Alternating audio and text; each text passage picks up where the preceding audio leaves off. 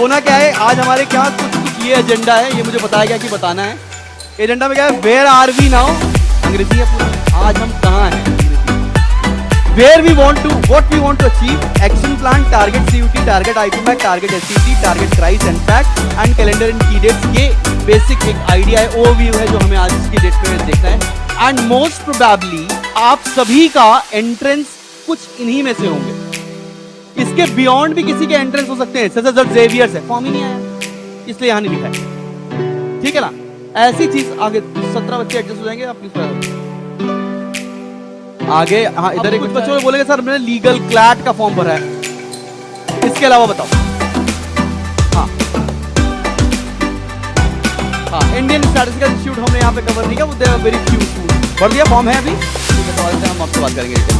Majorly सब इसी bracket में आ रहे होंगे, यही स्टूडेंट्स होंगे जो ये कर रहे हैं आज की क्लास में, और इसमें ही सही कोई ना कोई कॉलेज आपका टारगेट होगा। एक बच्चा बता रहा है आईपीएम रोहतक, कोई बात नहीं, बड़े हो जाओगे तुम थोड़े दिनों में। टारगेट आईपीमैट यहाँ लिखा हुआ है, ठीक है, तो लेट्स गो अहेड। एक बच्चा बोल रहा है आईपीयू सीईटी, वो सीयूईटी के अंदर आता है, कोई बात नहीं, रात में कल नहीं करना था वो तुम्हें। तो चलो शुरू करते हैं जब सर अंदर आइए, सर अंदर प्लीज प्लीज कम हियर, इधर राहुल सर प्लीज इधर आइए।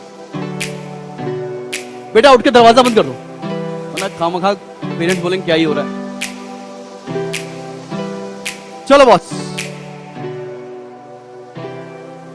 सर प्लीज बैठो।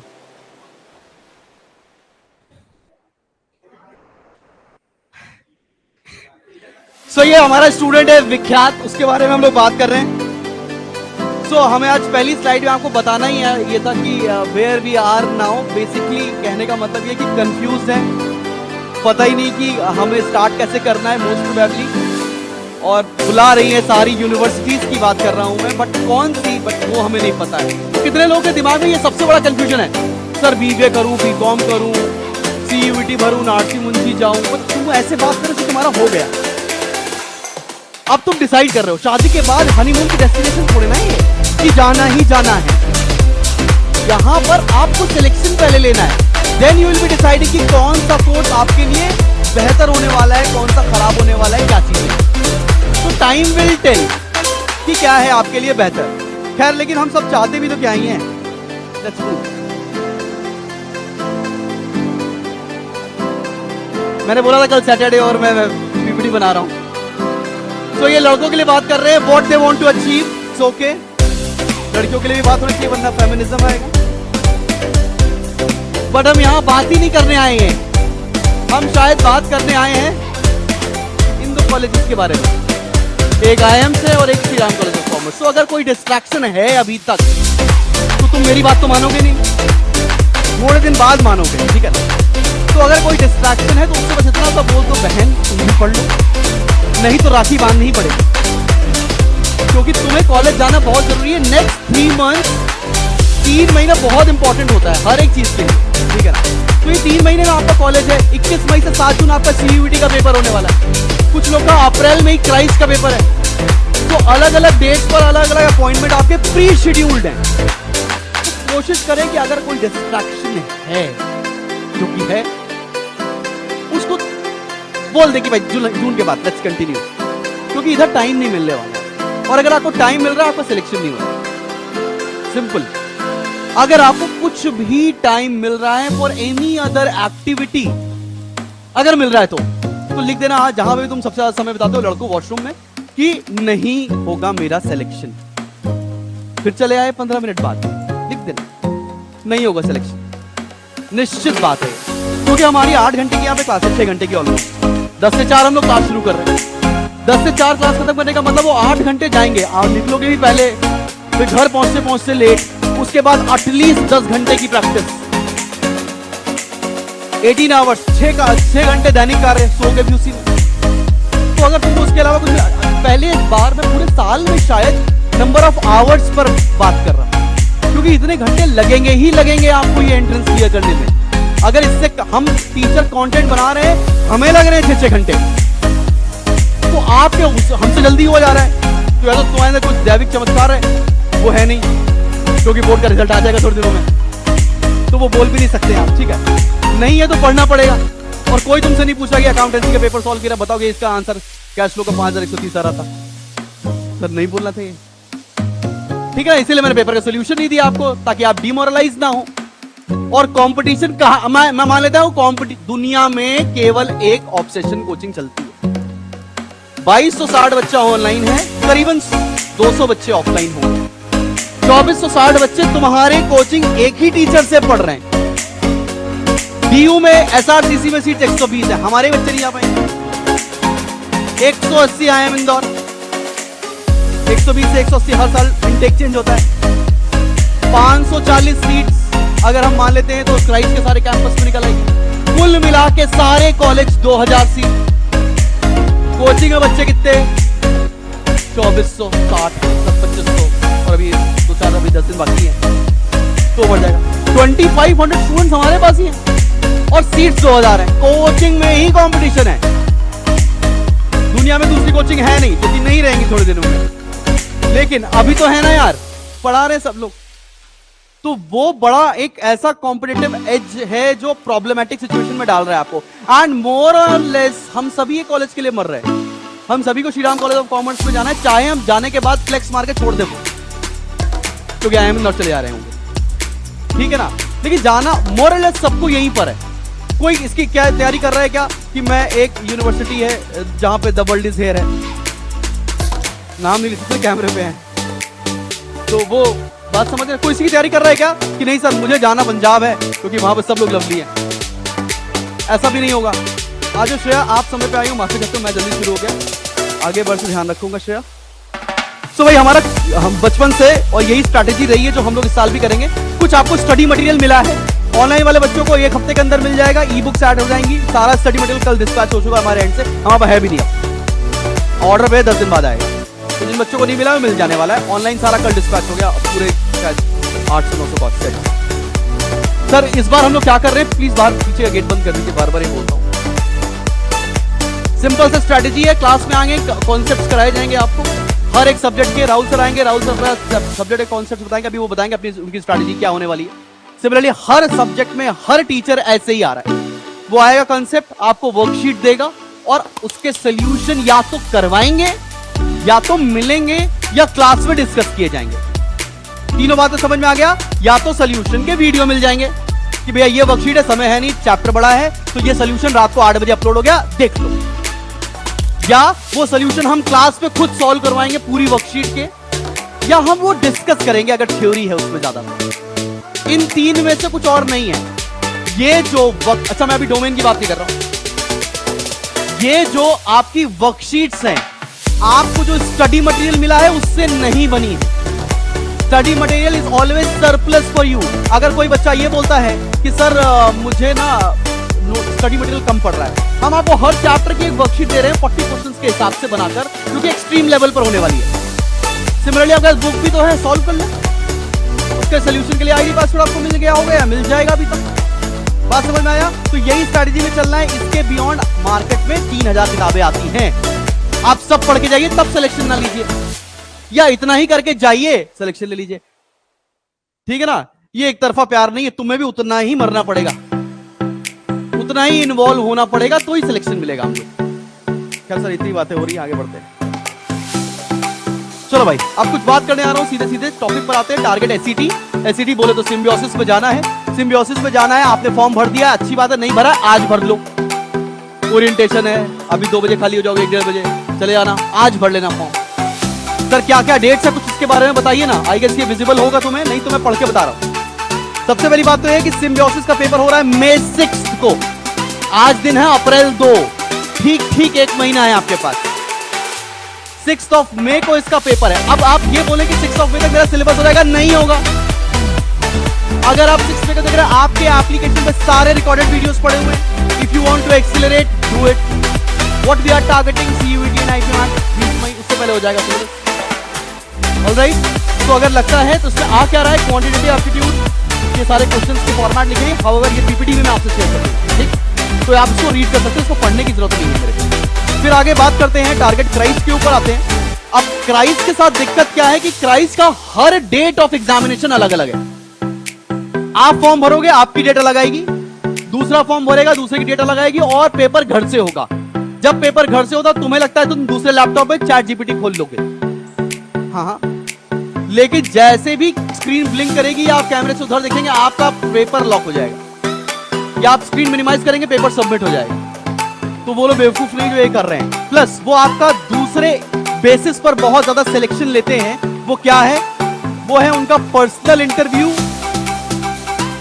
और माइक्रो प्रेजेंटेशन। माइक्रो प्रेजेंटेशन क्या होगा? आपको 10 मिनट दिए जाएंगे, आपको टॉपिक दिया जाएगा और आपको ऑनलाइन घर से ही उनको प्रेजेंटेशन देनी है। 10 मिनट भी ज्यादा बोल रहा हूं मैं, 2 या 2.5 मिनट मिलेंगे आपको मैक्सिमम। और प्लीज beautiful.ai से पीपीटी ना बनाए, मैंने कल ट्राई किया था, वो उनको पता चल जाएगा। तो do not try to impress with a beautiful PPT, try to impress with the content. वो चेक कर लेंगे आपको, फिर आपका पर्सनल इंटरव्यू लेंगे। पर्सनल इंटरव्यू में आपको ड्रिल करेंगे आपके सब्जेक्ट नॉलेज पर, आपकी पर्सनैलिटी पर। ऐसा नहीं है कि अगर आप हिंदी बोलते हो तो आपका सिलेक्शन नहीं होगा, या आप बहुत जबरदस्त अंग्रेजी बोलते हो तो आपका सिलेक्शन हो जाएगा। ऐसा कुछ भी नहीं है आपका वहां पर। वो आपके टॉपिक पर, आपके नॉलेज पर और आपके सब्जेक्ट पर चेक करेंगे कि paid salary to Ram were not recorded in the books of accounts, what will be the rectifying entry. आप तो 12वीं आ चुके हो, ये तो 11वीं का है। और वो पूछेंगे इस तरह से क्वेश्चन पूछेंगे, तुम्हें नर्वस करेंगे, इसलिए परेशान मत होना। ज्यादातर सिलेक्शन क्राइस का पर्सनालिटी के बेसिस पर हो जाएगा, बट कैंपस अगर बैंगलोर मिलता है तो वो आपकी स्किल है। बात समझ में आ रही है? सर मेरा अगर क्राइस, जितने भी कॉलेज में एडमिशन हो रहा है, अगर आपको सिलेक्शन मिल जाए तो तुरंत फीस जमा करना है, सोचना नहीं है जाऊं कि तुम्हें खुद भी विश्वास नहीं हो, मेरा कैसे हो सकता है, ये आएगा अभी तुम्हारे अंदर। अगर तुम्हारा क्राइस का पेपर अभी अप्रैल में शेड्यूल होगा 12, 13, 14, 15 में, और तुम पेपर दोगे, तुम्हारे 1 हफ्ते के अंदर तुम्हारा सिलेक्शन हो जाएगा, बोलेंगे फीस जमा करो, तुम सेल्फ डाउट में चले जाओगे, मेरा कैसे हो गया। और तुम्हारा दोस्त तुम्हारा बहुत अच्छा जिगरी मित्र था, उसका नहीं हुआ, वो तो तुमसे पढ़ने में भी अच्छा था। ऐसा होगा, पिछले साल ऐसे बच्चों का हुआ है। क्लास की टॉपर थी बिटिया, उसका नहीं हुआ, और आजाद नगर में बच्चा रहता था, उसका सिलेक्शन हो गया, पता नहीं कैसे।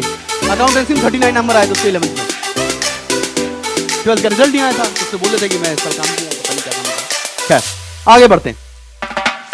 अब इनके एंट्रेंस में आ क्या रहा है? ये कुछ इधर बीकॉम के एंट्रेंस में रखा है। बीकॉम के एंट्रेंस में आने वाला है English, general knowledge, reasoning, fundamental accounting, mathematics, GI interpretation. ये सारे टॉपिक आपको पढ़ाए जा रहे हैं यहाँ पर। कुछ भी ऐसा जोन नहीं जो आपसे छोड़ा जाएगा। सिमिलरली बीबीए के एंट्रेंस में इंग्लिश, जीके, मैथमेटिक्स, जीआई, ये सारी चीजें आ रही है, वो आप पढ़ रहे हैं यहाँ पर। सैटरडे कल थक गए होगे, पानी पी लो। अब बात कर रहे हैं टारगेट एनएमआईएमएस की। एनएमआईएमएस का पेपर बच्चे फरवरी से दे रहे हैं, कुछ लोगों ने फेब में दिया होगा और रिजल्ट आज तक नहीं आया। रिजल्ट एक साथ आने वाला है, तो ऐसा नहीं कि जिसने फेब में दिया है उसका रिजल्ट अच्छा आएगा, या जो अब देंगे उनका रिजल्ट खराब हो जाएगा। फर्स्ट कम फर्स्ट सर्व नहीं है, दुकान थोड़ा ना कि हमारा सामान रखा आके लेके चले गए, ऐसा कुछ भी नहीं है इन कॉलेजेस में। और इसका हमेशा मुंबई के सारे कॉलेज का एडमिशन प्रोसेस डिले होगा। इस साल तो सीयूटी भी एंटर हो चुका है इनटू पिक्चर, तो चीजें और डिले होंगी यहाँ पर। लेकिन एनएमआईएमएस का फॉर्म आपको अलग से भी भरना है। अब क्या है, यहाँ पर बहुत सारे प्रोग्राम है, जैसे कि मैंने इसके ऊपर वीडियो बना चुका हूँ। कुछ प्रोग्राम्स के बारे में बात कर लेते हैं। बीबीए के ये कैंपस है, मैथमेटिक्स कंपलसरी है। बीकॉम ऑनर्स के ये कैंपस है, मैथमेटिक्स कंपलसरी है। मैं एनएमआईएमएस मेन कैंपस की बात कर रहा हूँ सारे जगह की। बीएससी फाइनेंस मैथ्स कंपलसरी है, नॉन मैथ्स के ऊपर वीडियो आ चुका है कि एनएमआईएमएस के ऊपर कौन कौन से कोर्सेज है। यहाँ पर हम वो डिस्कस नहीं कर रहे। अब पेपर में क्या आने वाला है, सबसे अच्छी बात यहाँ पर है कि कोई नेगेटिव मार्किंग नहीं है। तो तुम्हें अगर सी अच्छा लगता है तो लगाओ, बी अच्छा लग रहा है देखने में, बी ऐसा खूबसूरत बना है, लगा दो। ठीक है, नेगेटिव मार्किंग नहीं है। नेगेटिव मार्किंग ना होने के 2 नुकसान है, तुम्हारे लिए नहीं है तो किसी और के लिए भी नहीं है, और किसी और का दिन उस दिन अच्छा हो सकता है, पूजा करके आया होगा वो। ठीक है, बात समझ में आ रहे हैं आपको? तो डिपेंड करता है, इसलिए पढ़ के जाना तो ज्यादा पेपर क्लियर होगा। आपको number of question, section, time, minute सब दिख रहा है यहाँ पर। I don't want to read it all. ठीक, अच्छा यहाँ पर एक और चीज दिखी है कि type of questions and difficulty will be SAT. किसी ने एसएटी पेपर दिया है यहाँ पर? स्कॉलस्टिक एप्टीट्यूड टेस्ट दिया है किसी ने? कैसा पेपर आता है? बहुत आसान। ये झूठ लिखा है यहाँ पर। ये बोल रहे हैं कि आपका डिफिकल्टी लेवल एसएटी ऐसा होगा, एसएटी जैसा बिल्कुल लेवल नहीं होता है। आईएम जैसा लेवल होता है पेपर का। आपको लगेगा कि आपने जितना पढ़ा है वो कुछ आया नहीं पेपर में। ये झूठ फरेब है यहाँ पर जो लिखा हुआ है, लेकिन क्या कर सकते हैं। आजकल ये कितने लोग का पेपर खत्म हो गए, छुट्टी में पढ़ने आए हैं यहाँ पर। मम्मी लोग को आपको अच्छा बोल रही, लड़कियों नहीं बोलती होगी, छोड़ो। मम्मी जी की उम्र में तुम कहाँ मम्मी से बात कर रही हो, सही बात है। चलो बात कर रहे हैं हम लोग IIM इंदौर की, यही पढ़ने आए हैं हम लोग। IIM इंदौर, अगर आपने फॉर्म नहीं भरा है, समय है, भर लीजिए। कुछ बच्चे बोलेंगे IIM इंदौर का 4120 रुपए का फॉर्म है, हम क्यों भरे, हमारे पास इतने पैसे नहीं है। और वही लड़के ने अभी दिसंबर के महीने में फेयरवेल में 8000 का सूट सिलाया है खुद के लिए, 9000 की साड़ी उनके लिए, फॉल, पेटीकोट, ब्लाउज कहां सिलता है उन्हें पता है। लेकिन 4000 रुपए का फॉर्म महंगा है, क्योंकि कहीं जिंदगी बन गई तो ये भी तो डर होना चाहिए। 4120 रुपए का फॉर्म है, पार्टी भी कर सकते हो, लेकिन मत करना। तुमने अगर आज तक कोई गलत काम नहीं किया तो करो, फॉर्म भर लो, ठीक है। तो ये फॉर्म भरने से आपको देखो दो चीजें। सबसे पहली बात है, आप 18 के आसपास हो रहे होंगे, काम आपके 16 में ही उतने हो गए थे। लेकिन बात यह है कि जब आप 18 के हो चुके हैं और आपके पास 20 साल की एज लिमिट है, मतलब 1 साल, 19 ईयर्स कुछ डेज के हो जाएंगे या 20 टच कर लेंगे, आप ये फॉर्म भर ही नहीं कर सकते। एंड तुमको सही बता रहा हूं, अगर आपने 2 स्टेट्स मूवी देखी है, बिल्कुल सच होता है वो, ठीक है। IIMs में 5 साल की lifestyle is a experience in itself. जो बच्चे पहले मुझे सर करके फोन उठाते थे, अब IIMs में जाने के बाद हमसे बात ही नहीं कर रहे, क्योंकि मैं वीडियो कॉल करता हूं। मैंने कल ही एक बच्चे से बोला IIM बोधगया में उसका लास्ट ईयर सिलेक्शन हुआ, मैंने कहा कि let's have a phone call, मैं गूगल मीट पर वीडियो कॉल नहीं कर पाऊंगा। मैंने पूछा सर क्यों तुम वीडियो कॉल नहीं कर पा रहे? सर बस दिन भर परेशान रहता हूँ सर, कॉलेज है, परेशान रहता हूँ, बिहार से, मैं भी वहीं से, मैं परेशान रहता हूँ सर, फिर शाम को सर रिलैक्स करता हूँ। मैं उसका रिलैक्स समझ पा रहा हूँ बहुत अच्छे से, पर वीडियो कॉल नहीं करने को तैयार है। उसकी जगह एक बेटी भी गई थी IIM रांची में कुछ साल पहले, Lucknow CMS Kanpur road branch. उसको भी मैंने फोन किया कल ही कि आज आ जाओ, बच्चों का ओरिएंटेशन है, प्लीज उनसे भी बात कर लो। वो बोल रही सर फाइनल ईयर में हूं, आपको तो पता ही है, तो सर हॉस्टल में रह नहीं रही हूँ। मैंने कहा रह रही हूँ, ऑब्वियसली तो कहती कैंपस जाऊंगी तो मैं आपसे बात कर लूंगी दोपहर के समय, क्योंकि वहां पढ़ते नहीं हम, रात को कोई बात करने को तैयार नहीं है यार। तो IIM आप जाएंगे, आपकी भी रातें अच्छी हैं, कॉलेज अच्छा है, क्योंकि 4 नंबर का आपको यहाँ पे सारा क्या आ रहा है। अब अगर मैथ से डर लगता है तो कुछ नहीं, दोस्ती करनी पड़ेगी, पेपर में आने वाली है। अगर आपको कुछ पसंद हो चाहे ना पसंद, तो भी तुम कर ही रहे हो ना यार, देखिए ठीक है ना। तो पसंद नहीं है तो भी हम कर रहे हैं, तो ये कर लेते हैं। मैथ नहीं अच्छी लगती तो अच्छी लग जाएगी, ऑप्शन नहीं है। लेकिन अगर IIM इंदौर निकल रहा है, पैसा बहुत मिलता है, लड़कियों यहां जाने के तुमको समझ में आ जाएगा कि शादी किससे करनी है। एक्चुअल में पिक्चर क्लियर होने वाली है when you go into this particular college. आगे बढ़ते, 3 ही सेक्शन आने वाले, केवल मैथ्स और इंग्लिश आएगा, यहाँ पर रीजनिंग का कोई स्कोप ही नहीं। हम IIM रोहतक के बारे में बात कर रहे हैं, ये अच्छा है औकात अनुसार, तुम्हें लग रहा है क्योंकि इंदौर से आसान है। यहाँ पे हायर मैथमेटिक्स का एक भी क्वेश्चन नहीं आता, लेकिन जो मैथमेटिक्स में यहाँ पे आता है वो तुम्हें नहीं आती है। तो इनफैक्ट कोशिश ये कर रही है कि हमें वो पढ़ ले जो पेपर में आता है। तो 40 क्वेश्चन आपको मिलने वाले हैं। इसके अंदर 4 नंबर नेगेटिव मार्किंग है यहाँ पर, और इसका पेपर 20 मई को है, और उसके पिछले वाला इंदौर का पेपर 16 जून को। इंदौर में टाइम है, पर इसमें टाइम कंपैरेटिवली कम है, ठीक है ना। जो फुल ईयर में पढ़ रहे हैं उनके पास तो फिर भी था। आगे बढ़ते हैं, उसके बाद हम बात करने जा रहे हैं IIM बोधगया और जम्मू की। आज नोटिफिकेशन आ रहा है जिपमेट का, कल रात में बोल रहे थे 12 बजे के बाद कि 1 अप्रैल को आ जाएगा। मैंने कहा 12-15 हो गए, नहीं आया अभी तक। तो फिर मैंने ऐसे स्क्रीनशॉट ले लिया कि लिखा है फर्स्ट वीक ऑफ अप्रैल में आ जाएगा जिपमेट 2023 का नोटिफिकेशन। जिपमेट का फॉर्म अलग से भरना पड़ेगा। मैंने तो बोल रहा था ना 8000 का सूट, 9000, 15000, 3-4 फॉर्म भरा रहे हैं, 4120 रुपए के 16 ही हो रहे हैं बेटा। वापस मांगो साड़ी, पैक कर। आगे बात करते हैं और IIM जम्मू के बारे में बात करने आ रहे हैं। ये फेमिनिस्ट कॉलेज नहीं है लड़कों, यहाँ पर गर्ल्स कोटा है, इक्वालिटी नहीं है। कितना कोटा है? बहुत, 5%। आपका वेटेज कितना है रिटर्न का? 95%। 5% अगर आप लड़की हैं तो 5% पूरे आप। कहने का मतलब यह कि if you are a girl child तो आपका कोटा है यहाँ पर, आप फॉर्म भर दे। अच्छा, कुछ बच्चे बोलेंगे सर हम जम्मू जाके नहीं पढ़ेंगे, कुछ लोगों का ये कंसर्न होगा। तुम जैसे लखनऊ में हो तो तुम IIM लखनऊ ऐसे होके आ गए हो, लखनऊ में IIM लखनऊ हुआ है क्या? घूमा है? कानपुर में IIT कानपुर रहते हो क्या वहां पे? ये अपने आप पे शहर अलग होता है, 20-20 किलोमीटर के कैंपस। तो ये आम आदमी लोग की जगह नहीं है। तो आपको ये नहीं सोचना है कि किधर जाना है, अब IIM रांची के बारे में मैंने यहाँ लिखा नहीं है, क्यों नहीं लिखा है कि वो इंदौर का स्कोर ले रहा है, इसलिए उसके बारे में डिस्कस नहीं किया, हालांकि उसका भी फॉर्म भरेंगे आप प्लस। आगे बात करते हैं जिपमेट 2023। अच्छा, यहाँ पे मैंने बोधगया भी लिखा क्योंकि उसका कोई नोटिफिकेशन नहीं आया अभी तक। अब जिपमेट 2023 कैसे आने वाला है, ऐसा पिछले साल आया था, ऑलमोस्ट यही चांसेस है रिपीट होने के, लेकिन कंफर्म हम नहीं बोल सकते because notification is yet to be announce. तो इस तरह से आया था, कुछ 33, 33, 34 क्वेश्चन आए थे, 400 नंबर का था, सेक्शनल कट ऑफ भी था सर इसके अंदर, सेक्शनल कट ऑफ भी मिलेगा। अच्छा, कुछ बच्चे सोचते हैं मैथ्स छोड़ दें, ISC वाले होते हैं, अकाउंट छोड़ दें, बेस्ट 4 में पीएड, कंप्यूटर, हिंदी, इंग्लिश मिला के 99% आएंगे, स्टेज बुला के लाल कपड़ा पहना के माला चढ़ाया जाएगा आपको।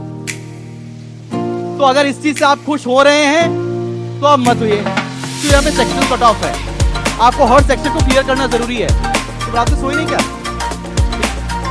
बोल रहे हो कहाँ गया है?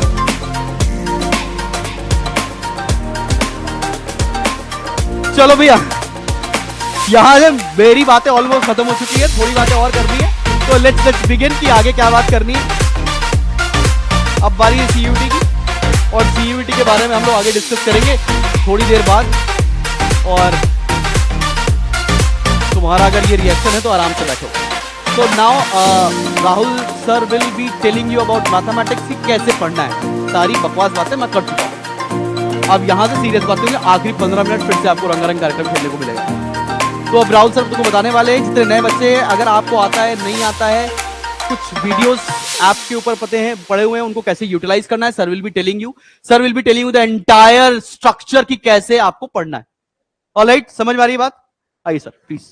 आपकी ये जो जर्नी होने वाली है, या जो आपका सफर है ये इंसेंस का, या आपकी ये जो पिक्चर है, इस पिक्चर का विलेन मैं ही हूं, ठीक है? क्योंकि मेरे पास है आपका सबसे खतरनाक सब्जेक्ट QA मैथमेटिक्स। जो नॉन मैथ वाले हैं वो तो मेरे ख्याल से बहुत दूर से किनारा करेंगे, जो मैथमेटिक्स वाले हैं वो थोड़ा सा पास। प्रॉब्लम इज दिस कि ये ऐसा सब्जेक्ट है यार कि जिसके बिना आप निकल नहीं सकते। आपको इस सब्जेक्ट में प्रॉब्लम भी है, और विदाउट इस सब्जेक्ट के आप QA के आप एंट्रेंस को निकाल नहीं सकते। मैं बात कर रहा हूँ IIM की, IP मैट के एग्जाम की। वो रोहतक का है, या फिर इंदौर का है, या फिर जिप मैट का है। और ये पूरे सेशन में मेरा मेन फोकस भी इन्हीं एग्जाम के ऊपर होगा। अब आप कह रहे होगे सर CUET पे क्यों नहीं होगा, SET पे क्यों नहीं होगा, NPAT पे क्यों नहीं होगा? ऑब्वियसली क्योंकि इन इंट्रेंस के QA के पोर्शन वीक होते हैं in comparison of IP MAT Indore, Rohtak, JIPMAT. अगर मैं इन इंट्रेंस से कंपेयर करूं तो चलो, तो ये बताओ आप में से कितने लोग ऐसे हो जिनका 12th तक मैथमेटिक्स रहा है? 12th, ठीक है।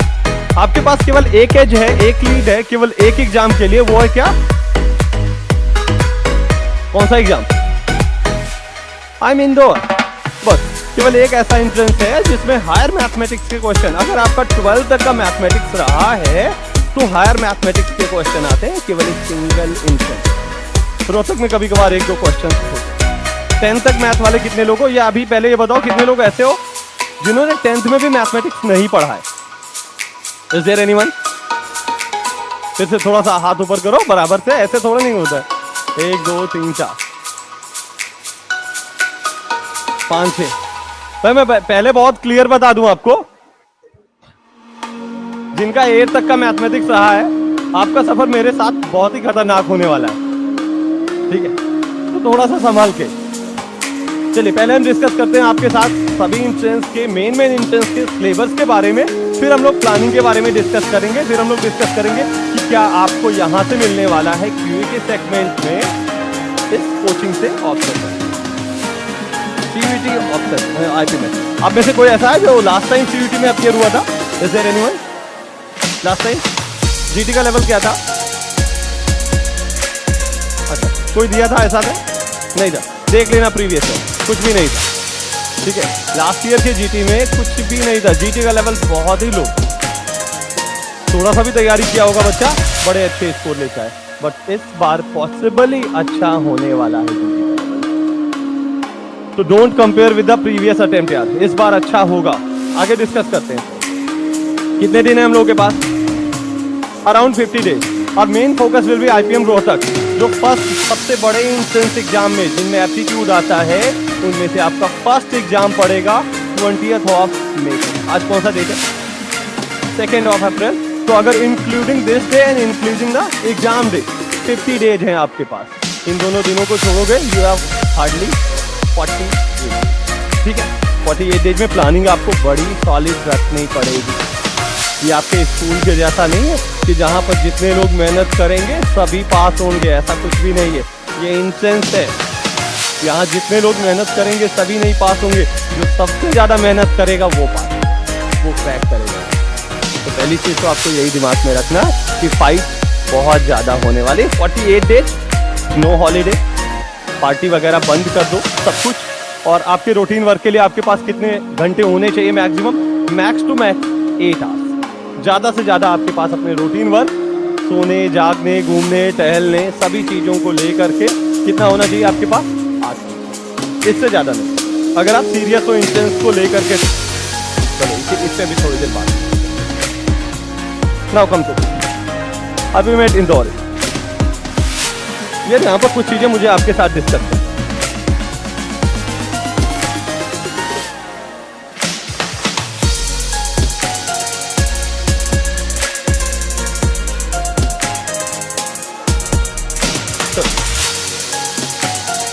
अब यहां से जो हम लोगों के पास जितना टाइम बचा है ना यार, अगर मैं बात करूं, ऑनेस्टली बात करूं, तो पूरे सिलेबस को अच्छे से कवर कर पाना चैलेंजिंग होगा, काफी मुश्किल होगा।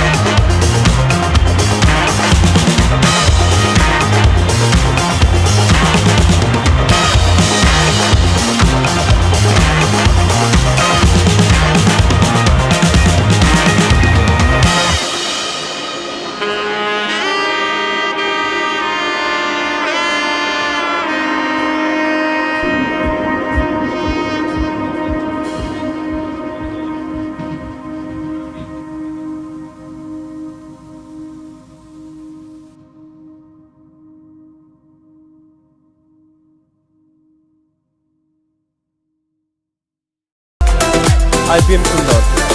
बट अगर आप जैसे मैक्सिमम स्टूडेंट्स होते हैं वो किसी एक ही इंस्टेंस को नहीं टारगेट कर रहे होते, आप ड्रॉपर हो या आप 12th का एग्जाम दे के आए हो, तो आपका मेन फोकस होता है कि आपका ये ईयर खराब ना जाने पर कोई ना कोई अच्छा कॉलेज मिले।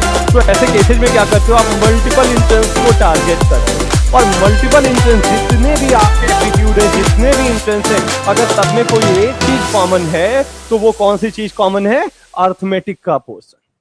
केवल एक सिंगल पोर्शन ऐसा है जो आप कोई भी एग्जाम दे रहे हो, आप CUT दे रहे हो, आप इंदौर का दे रहे हो, आप रोहतक का दे रहे हो, आप JEPMAT का दे रहे हो, आप SET दे रहे हो, आप कोई भी एग्जाम दे रहे हो, एप्टीट्यूड जहां पे नाम है, अर्थमेटिक तो पढ़ते जाओ। इसलिए जब हम लोग अपने सिलेबस को स्टार्ट भी करेंगे तो अर्थमेटिक के पोर्शन से स्टार्ट करेंगे, क्योंकि बीच बीच में और भी इंट्रेंसेस पढ़ते चलेंगे।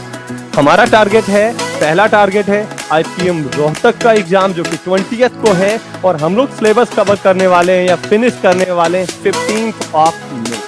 आपके पास होगा 4 to 5 डेज का एक्स्ट्रा टाइम जिसमें आप रिवाइज करेंगे। तो ये हुआ, this is all about the what Indore. अच्छा, अब इसमें अगर मैं सबसे इजी एक पोर्शन बताऊं जहां से हम नंबर निकाल सकते हैं तो वो है DI।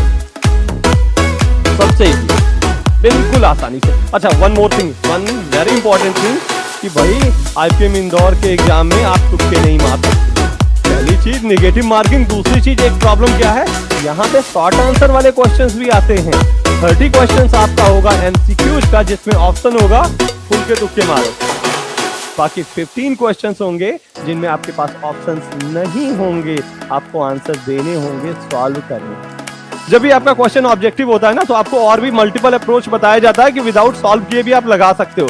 लाइक अप्रोक्सीमेशन के थ्रू लगा सकते हो, लाइक डिविजिबिलिटी रूल लगा सकते हो आप, लाइक ऑप्शन एलिमिनेशन कर सकते हो, लाइक अपना कॉमन सेंस लगा सकते हो। बट अगर MCQs की जगह पे शॉर्ट आंसर्स हैं तो उनमें ये कुछ भी नहीं चलने वाला है, आपको सॉल्व करना ही करना पड़ेगा। तो यहाँ पे ये चीज इंपॉर्टेंट है। Now coming to Indore, coming to Rohtak.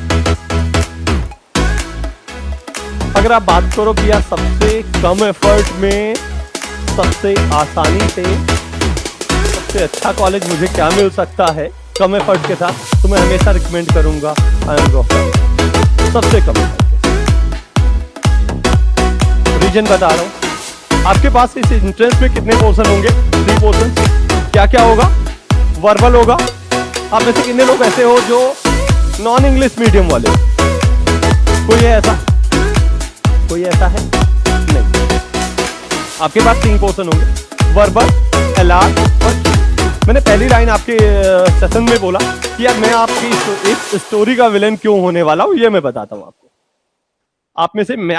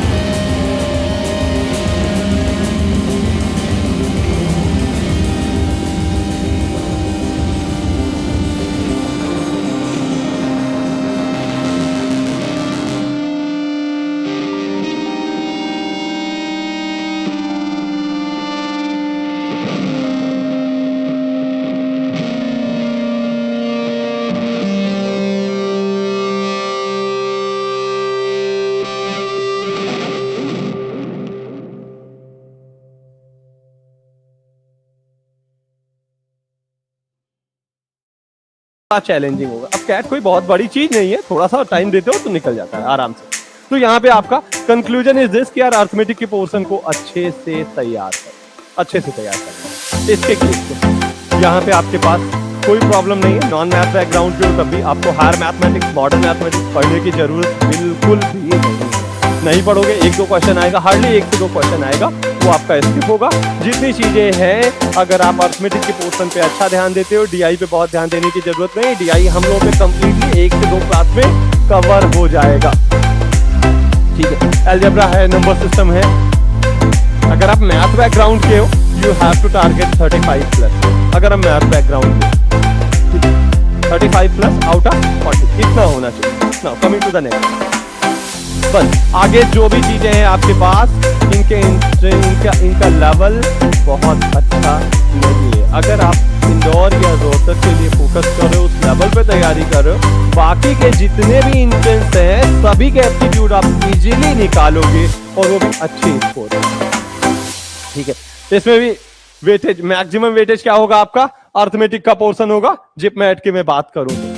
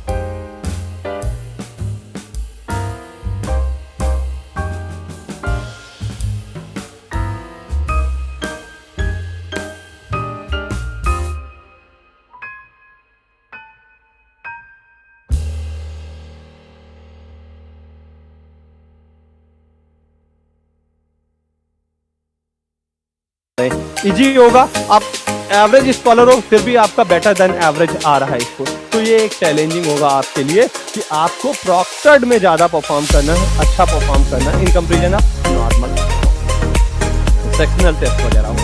अच्छा, हम लोग कैसे स्टार्ट करते हैं ये मैं आपको, मैथमेटिक्स के चैप्टर जो भी स्टार्ट होंगे हर चैप्टर के बारे में एक दिन पहले आपको बताऊंगा। यहाँ पर एक पोर्शन है आपके ऐप में मिल रहा होगा, रिकॉर्डेड क्लासेस।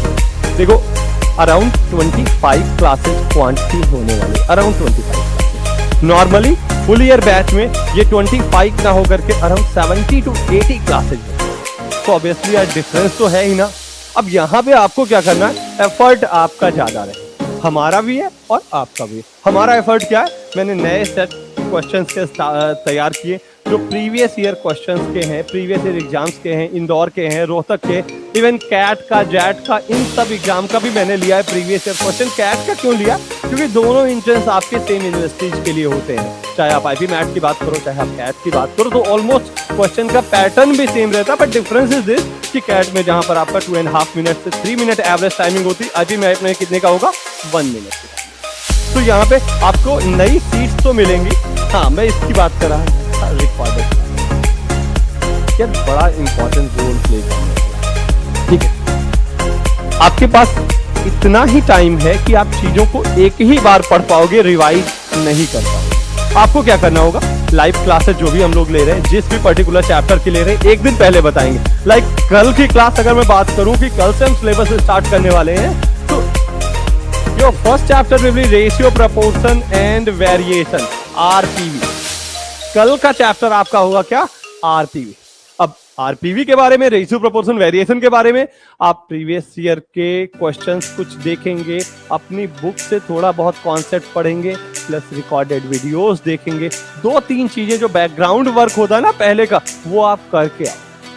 अगर नहीं करके आओगे ना, तो वही ये क्लास ऊपर से जाने वाली, ये जान लो आप पहले से, डे 1 से आप जाने रहो कि फिर आप डील नहीं कर पाओगे। और दूसरी चीज ये कि जो लोग ये सोचते ना कि आज वाला चलो यार कल हम रिवाइज कर लेंगे, कल देख लेंगे, कल पढ़ लेंगे, तो वो यहाँ पे नहीं मिलेगा, क्योंकि बैक टू बैक चैप्टर्स होंगे। एक चैप्टर आपका छूटा तो आपके पास नेक्स्ट डे के लिए 2 चैप्टर्स होंगे पढ़ने के लिए या रिवाइज, तो कोई एब्सेंट नहीं रहेगा। आपको पहले से क्या करके आना है, आपके पास बुक्स हैं या जो भी मटेरियल है, उससे आप उस पर्टिकुलर चैप्टर को पढ़ के आओगे।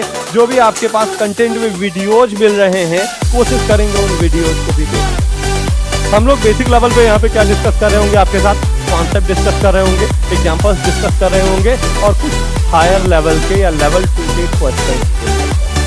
ऐसा हो सकता है लेवल 2 के कुछ क्वेश्चंस मिले तो आपको गर्मी लगे, आपको फ्रस्ट्रेशन हो, मन करे कि कॉपी किताब फाड़ के फेंक दे, ऐसा भी हो सकता है लेवल 2 के क्वेश्चन। बट क्या करना है, आपको पेशेंस बना के रखना है, एक दिन में नहीं आने वाला। 2-4 क्लासेस करोगे तो जाके थोड़ा सा हैबिट बनेगी चीज़ों को लेकर के। जो मेरा अपना पर्टिकुलर सब्जेक्ट का जो लेवल रहने वाला है, वो जो आपका एंट्रेंस का लेवल है, उससे एक लेवल ऊपर। हम लोग अपना जो भी लास्ट ईयर का पेपर था, वो चाहे इंदौर का था, रोहतक का था, जिप मैट का था, सीईटी का था, एसईटी का था, एनपैट का था, कुछ भी था, उससे एक लेवल ऊपर पढ़ने वाला। अपने क्वांट के पोर्शन को उससे एक लेवल ऊपर पढ़ने वाला, क्योंकि इस बार चैलेंज ज्यादा है, इस बार आपके पास फाइट ज्यादा। लास्ट टाइम बच्चे कम थे, जो स्टूडेंट थे उनके पास रिसोर्सेज कम थे, बुक्स कम थी, ऑनलाइन प्लेटफॉर्म कम थे, कोचिंगें कम थी, गाइडेंस कम था, सब कुछ कम था। इस बार बहुत है, कोविड की वजह से लास्ट टाइम ऐसा था, इस बार तो बहुत सारी चीजें। तो पहला चैप्टर में कल आपका स्टार्ट कर रहा हूँ, रेशियो, प्रोपोर्शन एंड वेरिएशन। जब आप कल आओगे तो इस चैप्टर के बारे में पढ़ के आओगे। चैप्टर में क्या डिस्कस करेंगे, बेसिक्स को डिस्कस कर रहे होंगे, हर टाइप के एग्जाम्पल्स को डिस्कस कर रहे होंगे, कुछ क्वेश्चंस डिस्कस कर रहे होंगे। हर लाइव क्लास के बाद आपको एक देंगे हम प्रैक्टिस सेट। जो प्रैक्टिस सेट मैं आपको दे रहा हूँ वो 2 लेवल पे दे रहा हूँ। एक दूंगा आपको लेवल 1 पे।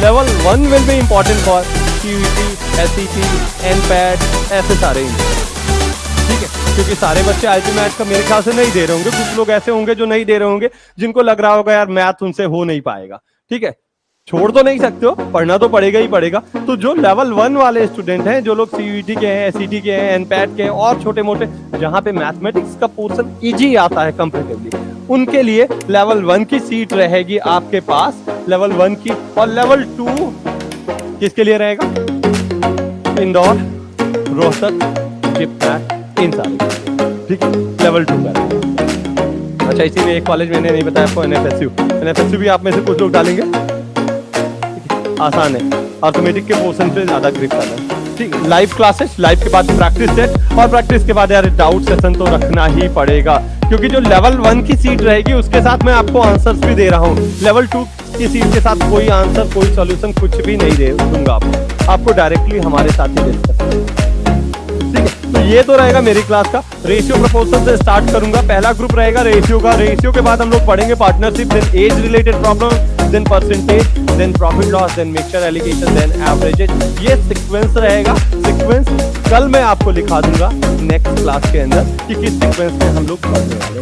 आपकी ड्यूटी क्या है? कल आप आओगे, रेशियो के बारे में थोड़ा बहुत पढ़ के आओगे, थोड़ा बहुत प्रीवियस रिकॉर्डेड वीडियो से क्या करोगे आप? देख करके आएंगे। ये दो काम आपको पहले से करके आना। क्लास में टाइम पर आएंगे, फोन नहीं चलाएंगे, सेल फोन, ठीक है? बस this is all about quantitative aptitude, ठीक है? आज के लिए इतना ही, इस सेशन में इतना ही। बाकी हम लोग मिलते हैं नेक्स्ट, ठीक है? I asked how many of you know me? चलो थोड़ी इज्जत बच गई। ओके, यार मेरा सब्जेक्ट इंग्लिश का है क्योंकि तुम सबको आती है। Okay, so I am the most useless person out here because भाई बाकी सब्जेक्ट्स हैं जो पढ़ने पड़ते हैं। अंग्रेजी तो बच्चों से पढ़ते आए आप लोग, उसमें कुछ ऐसा खास कुछ नहीं बताने का नहीं है। You will sail through it। शिकायत जो रही है मेरे ऊपर ये रही है कि आपके पढ़ाने से 2-3 नंबर कम ही हो जाता है। So choice is entirely yours। People who have attended some of my classes, I hope you are doing well, beta, and I mean good to see you alive। Class से बाहर निकला, बेहोश हो गया, उठा के ले आना पड़ा। People who don't know me, अगर पैसे दे दिए हैं तो कुछ कर नहीं सकते, और नहीं दिए तो देख लो, रिस्क है थोड़ा सा। ओके, आइडियली कोई भी पेपर आप दोगे, I think we are here for basically 2 exams, I think CUET and IPMAT। Domain मेरा डोमेन है नहीं तो I won't be talking about it actually, ठीक है? कोई भी एग्जाम होगा आपका, और कोई भी एग्जाम में इंग्लिश का जो भी पार्ट होगा, we call it verbal ability actually, जो भी एग्जाम आपका टेस्ट 2 ही 3 चीजों पे होना है। And as I said that you all belong to good schools, so most of that part has already been covered. What I have kind of decided for next 30, 35, 45 days or whatever we have at our disposal, that we'll be focusing a lot on exercises. Okay. Initial 5 sessions may be for just brushing through the grammar part, because grammar में क्या होता है कि पढ़ा तो class 4 से है, मतलब मैंने क्लास 4 से पढ़ा था। आपको कब से पढ़ाया गया ग्रामर? क्लास 1 से? क्लास 1 में क्या पढ़ा दिया? चलिए क्लास 1 से आपने पढ़ा हुआ है। I studied from class 4 to class 8 I suppose. आपने मुझसे ज्यादा पढ़ा हुआ है इसके बाद। So we just brush up the grammar part in the first 5 sessions, and then we get down to just exercises. I hope आए क्यों थे यहाँ पे? क्या सोच के आए थे? अरे why are you here?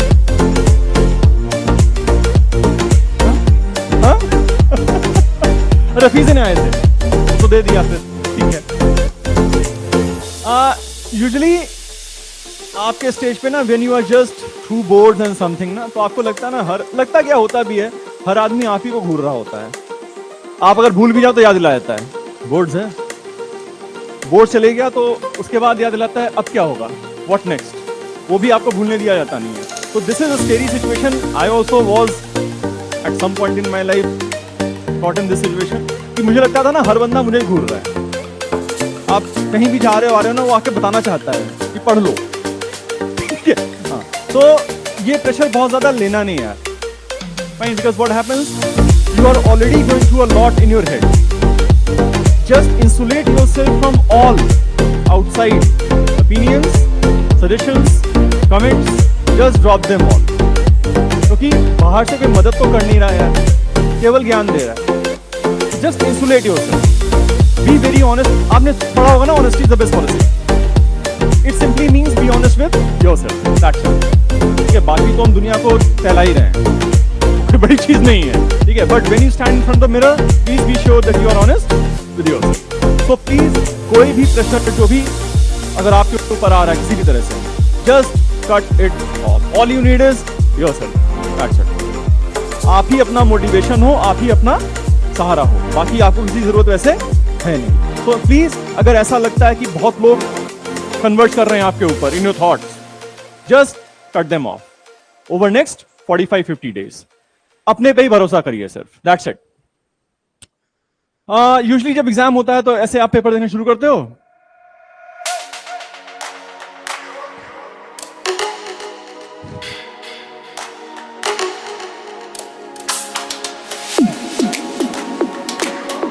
I hope ये नौबत हमारी नहीं आएगी।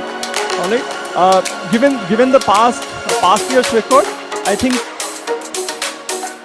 13 kids जिनको मैं जानता हूं, मतलब यूजली आप लोग जब एग्जाम हो जाता है ना तो हमसे बात नहीं करते हो, खास तौर से जिनका सिलेक्शन अच्छी जगह हो जाता है वो कहता है अभी आदमी से क्या ही बात करना, ठीक है। I know 13 kids they got a percentile of 100 in CUET। उनके अलावा भी होंगे, जैसा मैं कहता हूँ, और भी लोग होंगे। 100 परसेंटाइल का ही टारगेट है ऐसा सिंपल है, ठीक है। अगर आप यहाँ पे आए हो, यहाँ ज्वाइन किया है, you are seeking guidance from people like us, then we should not target anything that is below 100 percentile. And आप ही लोग लाते हो हर साल। I mean one of you will get it right, so why one of you, a lot of you. तो target should be simply 100।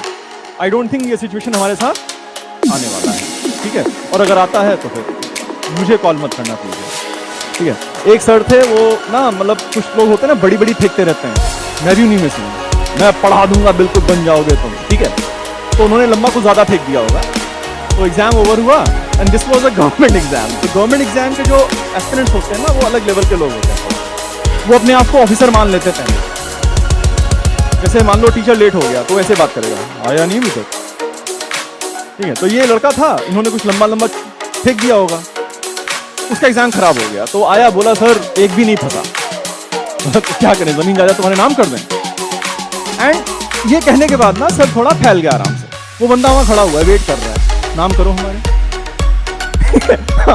तो ऐसा हम कुछ भी यहाँ पे प्रॉमिस नहीं कर रहे हैं, but given the past record and the processes that we follow, I think we are in a safe zone. जितना कहूं बेटा उतना करते रहिएगा, अंग्रेजी निपट जाएगी। If you have a really good day, we are aiming for a 100 percentile, nothing lower than that. मैंने जो आपका टेस्ट होता है पहला ग्रामर का होता है, ठीक है। Any exam you go to they will test your grammar, and हम सबका सिचुएशन कुछ ऐसा ही है। I am not bad at grammar, सबको लगता है ग्रामर तो आता ही है यार, ठीक है, until the time we face a question। जब तक सवाल सामने ना आ जाए तब तक सबको ग्रामर आती है। और एक बात और ध्यान रखना यार, people who are good with grammar, ठीक है, ज्यादा ऐठिएगा नहीं। होता क्या है ना कि जिसको लगता है उसका ग्रामर अच्छा है ना, वो सबको सही करने निकल पड़ता है, रिश्ते टूट जाते हैं ऐसे। हाँ, I mean you are in a mall, somebody comes rushing to you, oh I didn't knew you were here। Did के साथ फर्स्ट फॉर्म आता है, मत बोलना ऐसा। राइट, तुमने डिड के साथ फर्स्ट फॉर्म बोला और उधर रिश्ता टूटा। जो did new, I don't talk to him only, जो भी जैसा बोल रहा है चलने दीजिए। एग्जाम पर्सपेक्टिव से बस समझ लीजिए कि ग्रामर के 100 रूल हैं जो हमें पता होना चाहिए, and we should be well practised with those rules. Grammar आती है अच्छी बात है, बट प्रैक्टिस बहुत करना पड़ेगा। I think I have set a target of 600 questions, but आपने 600 सॉल्व करके पहुंचेंगे grammar. I don't think in 600 के बाद कुछ भी वहां से बाहर से आने वाला है, तो वो मैंने नंबर सेट कर रखा है। I think 500 from one set of exercises and remaining 100 from the other set of exercises. तो 600 तो वो हो गया। I find it good. जैसे ग्रामर हमें पता है, पहली बार pronoun is not professional noun. What is a pronoun? आपने परिभाषा क्या सुना हुआ है या क्या पढ़ा हुआ है? Use in place of a noun, that is full stop, ठीक है। बात थोड़ी यहां से आगे बढ़ जाती है, क्यों करते हैं, and a pronoun is also used in place of another pronoun. छोटी छोटी चीजें हैं जो हमें ऐड ऑन करते चलेंगे। ये हमारा नेशनल डांस है। अभी आपके घर में कुछ इन्विटेशंस आए थे? शादियों में गए कि नहीं गए? अभी नहीं, तुम्हें क्यों नहीं बुलाता? तो सोशल स्टेटस दिखो। ये सब किया? कितने लोगों ने नागी डांस किया हुआ है सड़क पे रोड पे? How many of you? नहीं किया? बेटा पाप लगेगा तुमको, तुम्हारी शादी में कोई नहीं नाचेगा आके, ठीक है। Next time you are invited, please make sure आप सड़क पे पाए जाएंगे, ठीक है। हाँ, अरे सुप्रीम कोर्ट मानता नहीं शादी हुई है, वो कहता है कि नागिन डांस हुआ था, अगर हुआ था ठीक है, नहीं हुआ था हमें फेरे से मतलब नहीं। अगर and I tell you personally, I tell you this is very liberating. आप एक बार ट्राई तो करो, बहुत लिबरेटिंग होता है। लगता है सड़क हमारे बाप की है, पहली चीज लौट रहे हो वहां पे, ठीक है। और जब भी आपको नागिन बन के जाना है ना, उसका एक स्टैंडर्ड ड्रेस कोड होता है। आप किसी भी शादी में जाओगे ना, आप देखना नागिन पहचानने का तरीका सिंपल है, बहुत सिंपल तरीका है। एक लड़का होगा, वो ग्लेज सूट में होगा, चमकीला सूट में थोड़ा ग्लेज सूट में होगा, और बहुत सीरियस खड़ा होगा वो। मतलब बैंड बज रहा है, सब चल रहे हैं, वो बंदा ना बहुत सीरियस होगा ऐसे। Suddenly the tune plays and वो बंदा गायब हो गया, आपको ढूंढ रखा है, वो नीचे पड़ा हुआ है। और उसके साथ ना उसका एक फ्रेंड होगा, उसके पास इतना बड़ा व्हाइट रुमाल होगा एक। देखो ये सब पता तो है तुमको, ऐसा नहीं, मतलब you are aware of these things, ठीक है। ये सपेरा है, तो यू डिसाइड तुमको सपेरा बनना है या नागिन। लेकिन एक बार बेटा बन के देखो। तो फ्रैंकली बता रहा हूं, देखो यार लाइफ क्या है ना कि एग्जाम आते रहेंगे जाते रहेंगे, ठीक है, कुछ ना कुछ कर ही लोगे, फिर से पढ़ के आ रहे हो। वैसा तो नहीं कि पैसे की दिक्कत होगी, कुछ कमा ही लोगे। अगर ये सब छूट गया, ठीक है, तो आप लाइफ का एक मेजर हिस्सा मिस कर रहे हो। We are too full of arts ना, ऐसे बिहेव करना, अरे कुछ नहीं बिहेव करना, ठीक है, जो मन है वो करना।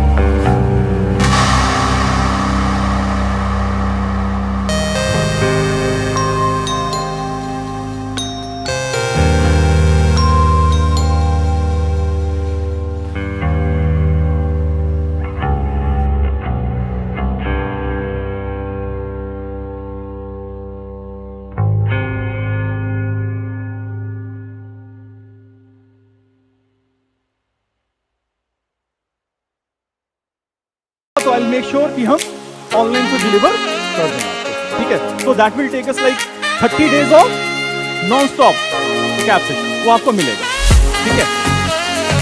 छोटा सा बात देखो, अब ऐसे इतना बड़ा सा वर्ड है यार, ठीक है, क्लास में हमने किया हुआ है। If anybody remembers, he can easily crack this the meaning of this word. Hepat, liver, cardi, जानती हो, कई के बाद 2-4 होंगे, कोई भी मेडिकल टर्म होगा ना उसमें कार्डी लगा होगा ना सब जगह, जैसे की बात, ठीक है। हिपैट, लिवर हो गया, कार्डी, हार्ट हो गया। So now we know that this word is associated with these two organs. If you know the meaning of the word megali, एक टर्म बेटा सुना होगा ना, मेगालोमेनिया, कभी सुना मेगालोमेनिया? नहीं। There are people who believe they are too big, मतलब पूरी दुनिया ना उन्हीं के दम पे चल रही है। ऐसे लोग आप में से भी होंगे, उनको लगता होगा हाँ, मैं नहीं रहा तो क्या होगा इसमें, ठीक है। Megalomania, megalo is abnormal enlargement, okay. Now if you see hepat, you see cardi and you see megali. It is abnormal enlargement of heart and liver. अगर आपको suffix, prefix and roots पता चल जाते हैं, आप किसी भी word का बहुत हद तक meaning track कर सकते हो। If not exact, at least you can get close. Okay? Hepatitis का meaning क्या हो सकता है? क्या सरकार कभी टीका लगवा लो hepatitis B का? ठीक है? ये hepatitis B कहाँ का problem? Which organ?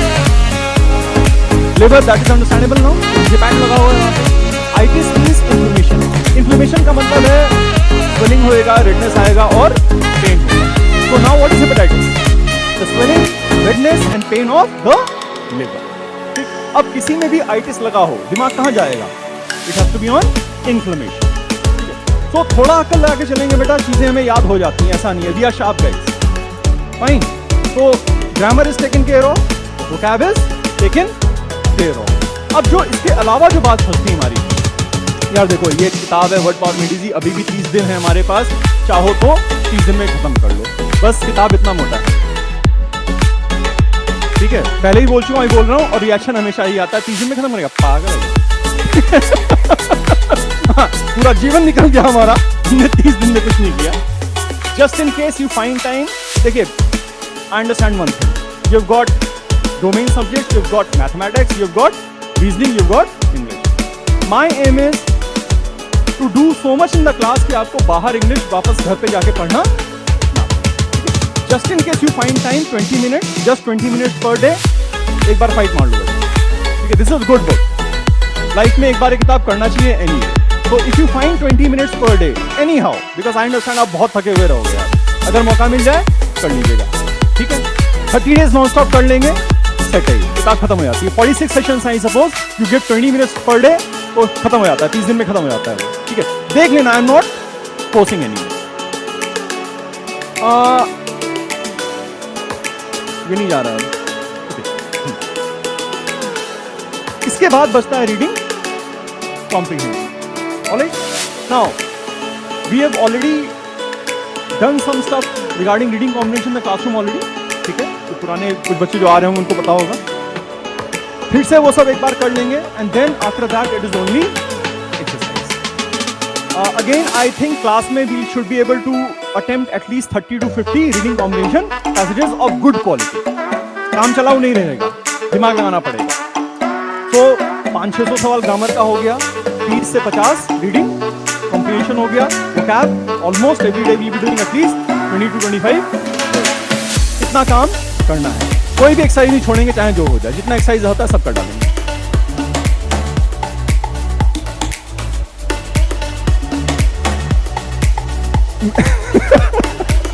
मैंने सारा वैरायटी कवर कर लिया है, ठीक है।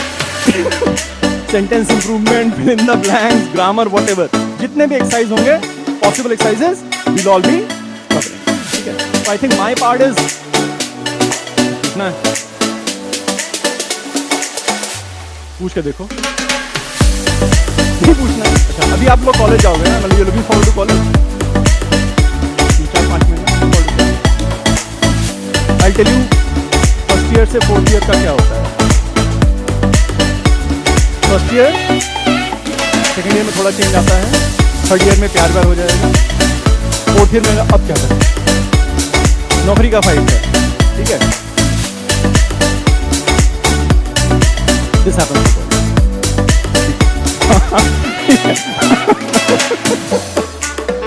So just take care of yourself, okay? When you go to college, please avoid being type 1. ठीक है, टाइप 2 का बात हम कभी करेंगे आराम से। तो टाइप 1 में ना पहला 3 साल बड़ा मजा आता है, 4th ईयर में रियलाइज होता है कि कुछ हुआ नहीं खास। ओके, तो टाइप 1 नहीं बनने का है, टाइप 2 है जो फर्स्ट ईयर से थोड़ा फोकस करते हैं, जो ऑलरेडी आप हैं यार। If you are sitting here, you are already focus, just don't lose. On a serious note, anything you want to ask regarding English or how we are going to go about the classes?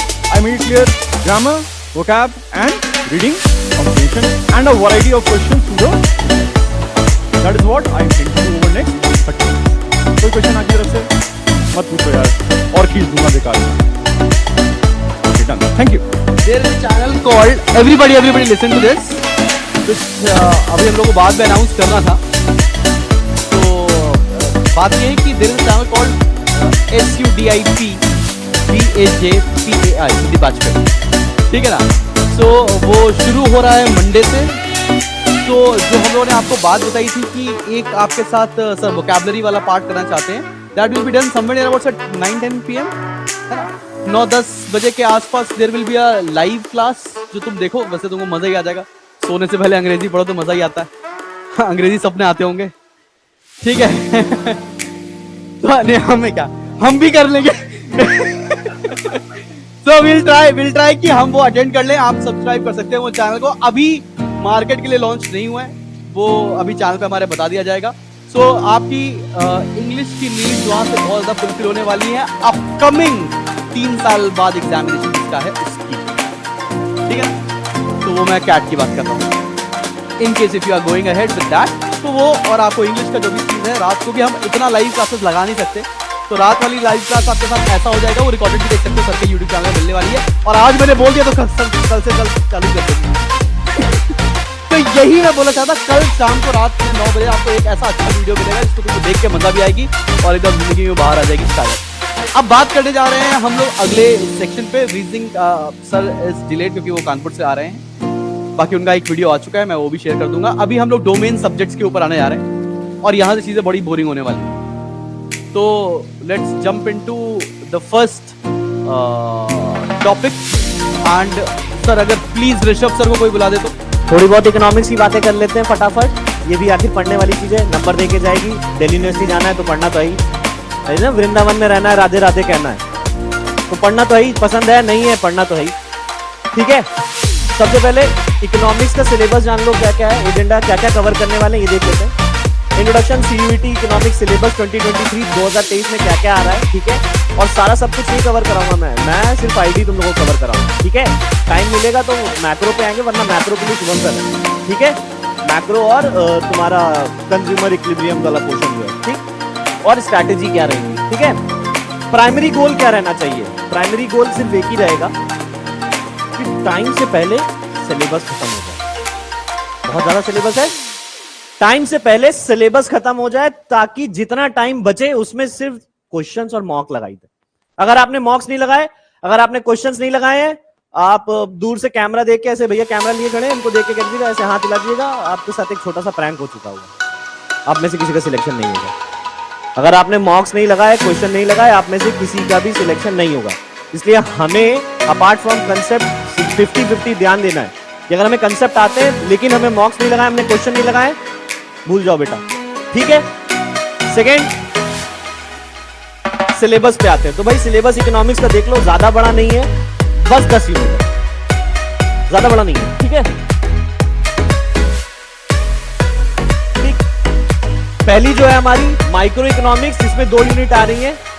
Introduction to microeconomics, consumer behaviour and demand, ठीक है। ये CBSE के pattern से चलता है। तो जितने ISC वाली क्राउड है हमारे पास, वो ये समझ ले कि ISC मांगती है थ्योरी और CBSE मांगता है प्रैक्टिकल। तो अगर प्रैक्टिकल नॉलेज नहीं है तो फिर वही बात, क्वेश्चन नहीं कर पाओगे। Next, national income, determination of income and employment, money banking, government budget, balance of payment, ये सारे के सारे किससे रिलेट करते हैं, मैक्रो से। अब अगर मैंने कहा कि माइक्रो में भी तुम्हें प्रैक्टिकल एस्पेक्ट पढ़ना है, ये तो मैक्रो थ्योरी। तो अब समझ गए आप लोग मेरी बात, मॉक्स क्यों जरूरी है। Next, Indian economic development 3 unit है, development experience, current challenges facing in Indian economy और डेवलपमेंट एक्सपीरियंस इन इंडिया। ये 3 यूनिट मिला के 10 चैप्टर बनेंगे। टाइम कितना रखेंगे? 15 घंटे मैक्सिमम 16 अगर सर दे पाए, ठीक है। 15 घंटे में 10 चैप्टर, हर एक चैप्टर से एटलीस्ट 20-20 क्वेश्चन, जिस दिन चैप्टर उसी दिन क्वेश्चन, ठीक। आगे बढ़े, समझ में आ गया मैं क्या डील करने वाला हूं? इंडियन इकोनॉमिक डेवलपमेंट, ठीक। आगे बढ़ो। अब इंडियन इकोनॉमिक डेवलपमेंट है क्या भाई, ये देख लो। इंडियन इकोनॉमिक डेवलपमेंट क्या है? ये एक कहानी है दोस्तों। इंडियन इकोनॉमिक डेवलपमेंट क्या है? इसको जानते हो? इसको जानते हो? आजकल इसको तो सभी जानते हैं भाई। कौन है ये? कौन है ये? जानते हो नहीं जानते हो? हाँ, कितने भोले बच्चे हैं मेरे। अरे रे रे, कोई रील नहीं देखता है। तो ये कहानी है Indian economic development based on action. India की इकोनॉमी का डेवलपमेंट कैसे हुआ नेहरू जी के टाइम से, मोदी जी के टाइम से, क्या क्या चेंजेस आए। किसान तब भी बैठे थे, किसान अब भी बैठे। ये सारी चीजें डिस्कस करेंगे, लेकिन बहुत शॉर्ट, ठीक है। आगे बढ़ते हैं। स्ट्रैटेजी क्या रहेगी? स्ट्रैटेजी बहुत सिंपल रहती है भाई मेरी। क्या है स्ट्रैटेजी?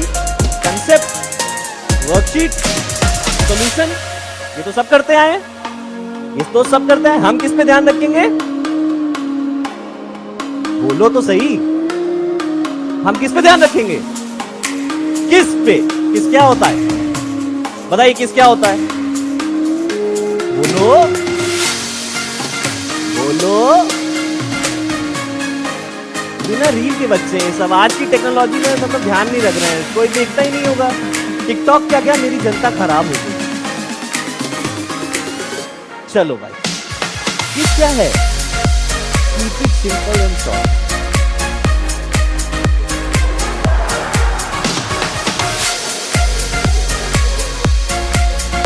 है ना? क्योंकि हम यहां पढ़ते हैं और हम लखनऊ से हैं, तो ये चीज सबको पता होगा। अल्लाह तौबा, ये सब बातें नहीं करेंगे, ठीक है। तो will keep it simple and short. Indian economic development है तो थ्योरेटिकल, लेकिन पढ़ेंगे इसको पॉइंट्स, ठीक है। ऐसे पढ़ेंगे कि एक टाइमलाइन क्रिएट होती चली जाए, है तो आखिर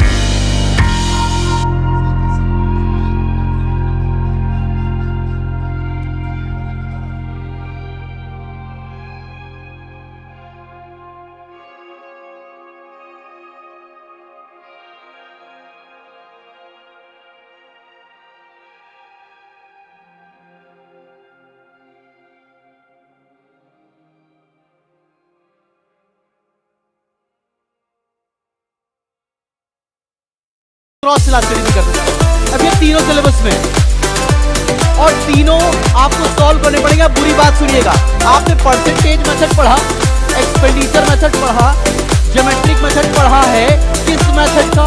प्राइस इलास्टिसिटी। इनकम का पढ़े हो क्या? क्रॉस का अब पढ़ेंगे।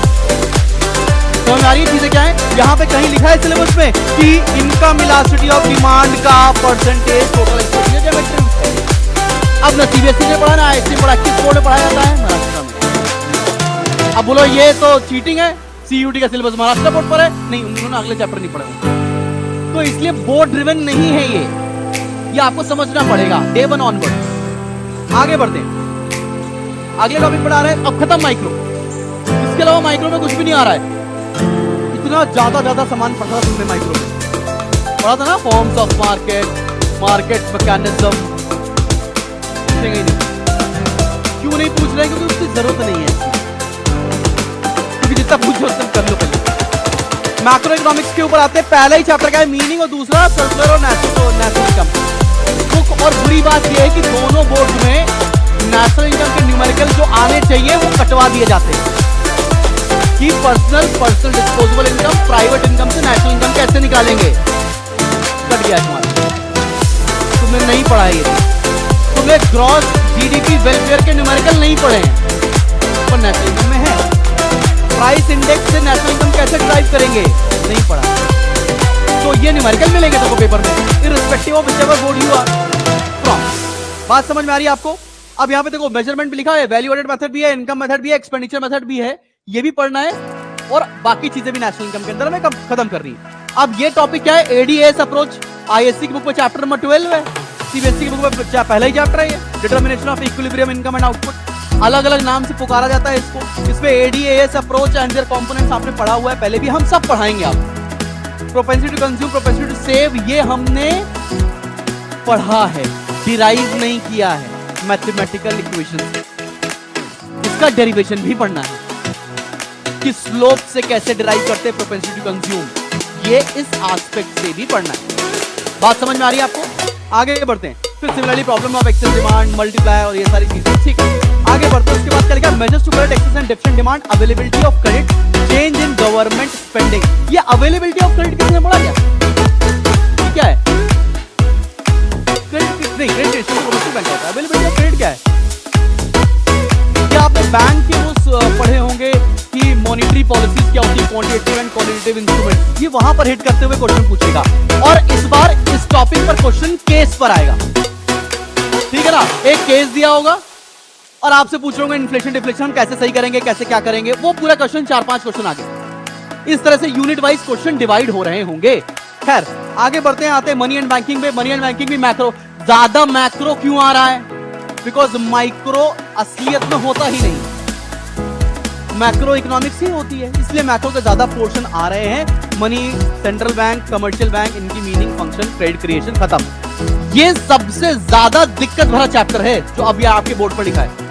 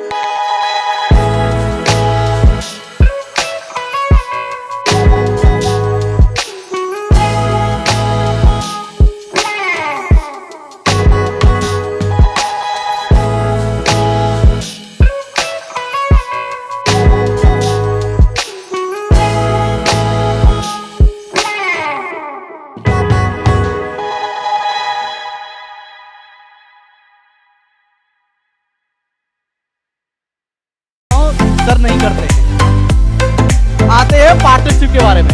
पार्टनरशिप का केवल 2 टॉपिक मैं आपको पढ़ाने वाला हूं, फंडामेंटल, चेंज इन पीएसआर और गुडविल। तो क्योंकि यही आता है। रिटायरमेंट डेट डिसोल्यूशन सर पढ़ाने वाले, ऐसे करके टॉपिक्स डिवाइडेड होंगे, क्योंकि जो जिस काम में प्रैक्टिकली काम कर रहा है वो आपको ज्यादा अच्छा प्रोडक्ट डिलीवर कर पा रहा होगा। आगे बढ़ते हैं, रिकंस्टिट्यूशन ऑफ पार्टनरशिप में ये सब है। ये सब मतलब आओ पढ़ते हैं। इसके पहले वाला टॉपिक भी देख लेते हैं। पार्टनरशिप में क्या आ रहा है, नेचर ऑफ पार्टनरशिप का मीनिंग डाल दूं। फिर उसके बाद रखा fixed and fluctuating capital account पढ़ के आए हम लोग। Division of profit among partners ये पढ़ के आए। पीएल एप्रोप्रिएशन पढ़ के आए। मतलब कुछ भी नया नहीं है यहाँ से। पास्ट एडजस्टमेंट वगैरह यहाँ पर हिट नहीं हो रहा है। आगे बढ़ते हैं, रिकॉन्स्टिट्यूशन में क्या आ रहा है, सैक्रिफाइसिंग एर्निंग निकालना, revaluation, distribution of reserves and accumulated profits. काफी हद तक सिलेबस अकाउंटेंसी का थोरो आप पढ़े हुए हो। फिर गुडविल निकालना है। गुडविल में ये मल्टीप्लायर क्या है सर ये मल्टीप्लायर लगा दिया। अब कुछ बच्चे बोलेंगे सर सीयूटी में डोमेन पढ़ने की कोचिंग की जरूरत ही नहीं है। हम भी तो कह रहे हैं तुम मत पढ़ो, क्योंकि हमारे बच्चे सिलेक्शन होगा। Factors affecting methods of valuation, average profit method, super profit method, multiplier and capitalization method बता दिया जाएगा आपको। ऐसा है क्या, नाम चेंज है। एडमिशन ऑफ पार्टनर में effect of admission of partner, change in PSR, accounting treatment of goodwill, revaluation of assets and liabilities, reserve.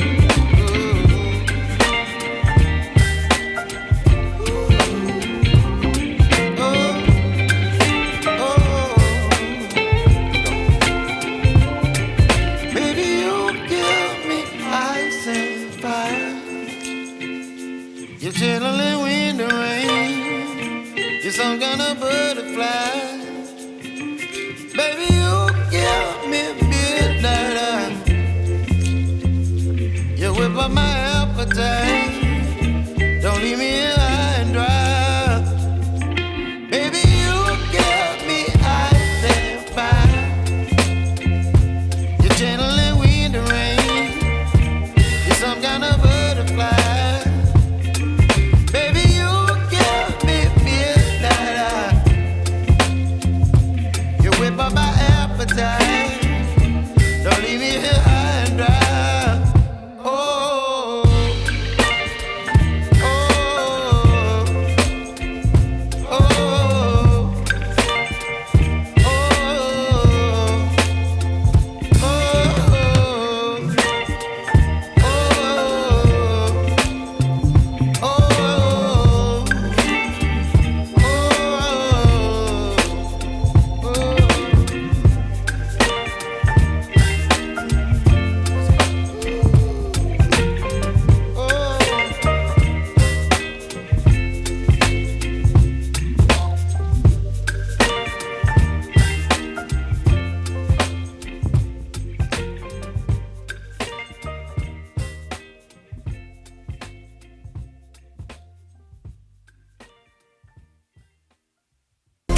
Solve करने में कैश फ्लो ही है। ये पेपर के दिन तुमको समझ में आ गया हो। कैश फ्लो में ट्रीटमेंट। अब देखो एक चीज सुनो, आईएससी वाले ने डिसोल्यूशन में असेट्स को बुक वैल्यू पर रियलाइज नहीं किया। सीबीएसई वालों ने असेट्स को बुक वैल्यू पर रियलाइज। यहां क्या करें? पेपर में आया तो क्या करें? हम बताएंगे क्या करें। बहुत टॉपिक ट्रीटमेंट अलग अलग चल रहे हैं, तो हमें यहां पर सीबीएसई आईएससी के नॉर्म्स नहीं लेने, हमें यहां पर आईएसआई के आईसीएआई के नॉर्म्स लेने, institute of chartered accountancy of India. अगर इस साल उसका अमेंडमेंट आया है तो उसका इंपैक्ट नेक्स्ट ईयर से होगा, इस साल से नहीं। लास्ट ईयर जो अमेंडमेंट आया था उसका इंपैक्ट इस करंट ईयर में होगा, तो उसको मद्देनजर रखते हुए ट्रीटमेंट चेंज होंगे और वो अपडेटेड ट्रीटमेंट आपको पढ़ाए जाएंगे। बात समझ में आ रही है आपको?